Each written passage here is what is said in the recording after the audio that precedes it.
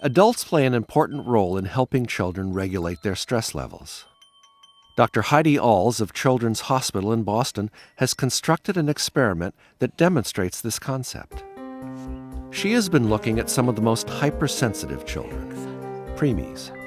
Traditional neonatal intensive care units were bright, noisy places with lots of buzzing and beeping. All this can be too overstimulating for a baby. Dr. Alls has found that we can make a big difference in the child's development just by changing the environment, providing care that's quiet, soothing, and sensitive to the individual baby's needs. It seemed we were wasting a lot of the baby's energies that were very precious and limited by going, if you will, against the baby and pushing the baby to either become exhausted and giving in. Her soothing environments help these frail babies along a stable developmental path. Babies come off the ventilator earlier. They breathe more easily. We had significantly shortened hospital stays, much earlier independent feeding. Along with the physical environment, relationships play an important role in how a child learns to regulate stress. Adults teach through their own response to stress. Are you sad? Sometimes children develop coping strategies on their own.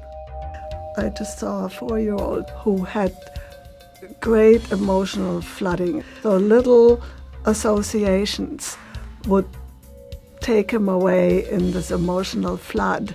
And the picture of a house of 3 houses and a page of ladders triggered in him the September 11th event of firemen climbing and rescuing children, and he got more and more heightened, and he started to panic.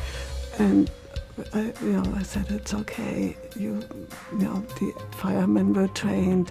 You will take a little low time. And he said, I better take time out. And he put his head on the table. And then he said, I've thought enough, I'm ready. And we went on. And so he's developed a strategy when he gets emotionally flooded. He will take this little time out that works for him. And for each child, something else works. To help kids handle challenges, adults need to first understand where each child is coming from emotionally.